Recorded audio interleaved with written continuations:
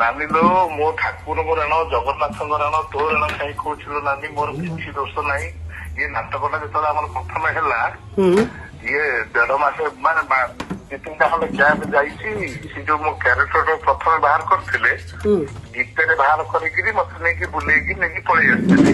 ସେଠୁ କିଛି ଲୋକ କହିଲେ କାହ୍ନା ଏଇ ଯୋଉ ପ୍ରଥମ ସିନ୍ଟା ବାହାରୁଛ କାହିଁ କିଛି ଡାଇଲଗ ଫାଇଲଗ କହୁନ ପଳେଇ ଆସୁଛ ଟିକେ ଭଲ ଲାଗୁନି।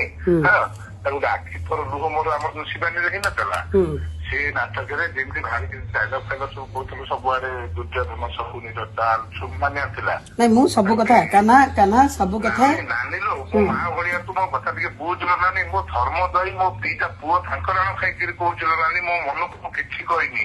ମୋ କଳା ରାଣ ଖାଇ କହୁছিল ନାନୀ।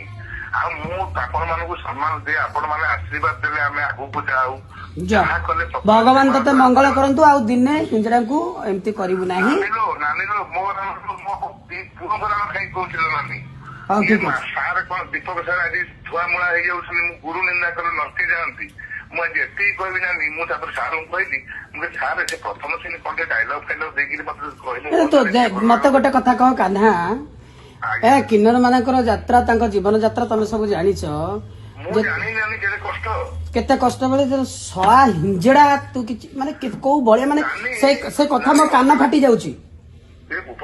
ମତେ ଯଦି ବାଞ୍ଛକୁ ବାଞ୍ଛ କହିବା ବାଧିବ ଛୋଟାକୁ ଛୋଟା କହିଲେ ବାଧିବ ଯାହାକୁ ନା ପ୍ରଥମ ତ ସେଇ ଶବ୍ଦ ବିଲକୁଲ ବ୍ୟବହାର କରିବେ ନାହିଁ କାହିଁକି ନା ତମର ଲକ୍ଷ ଲକ୍ଷ ଫଲୋଅର୍ସ ତମେ ଯାହା କୁହ ସେ କଥାକୁ ଶିଖିକି ଯାଇକି ସେମାନେ ଇମ୍ପ୍ଲିମେଣ୍ଟ କରନ୍ତି।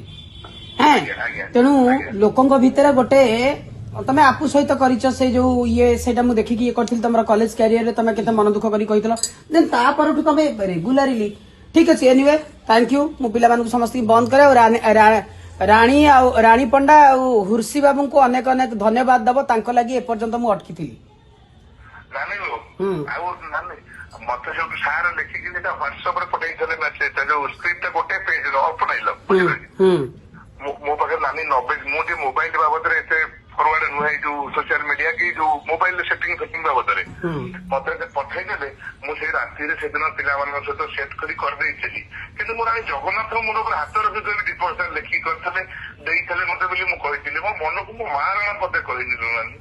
ଆଉ କେବେ କିନ୍ତୁ ଏଇ ଶବ୍ଦ ବ୍ୟବହାର କରିବୁନି ବାପା ତୁ କେବେ କହିବି ଯା। ଧନ୍ୟବାଦ। ଭଗବାନ ମଙ୍ଗଳ କରନ୍ତୁ ତୋର କୋଟି ପରମୟ ହଉ ଯା।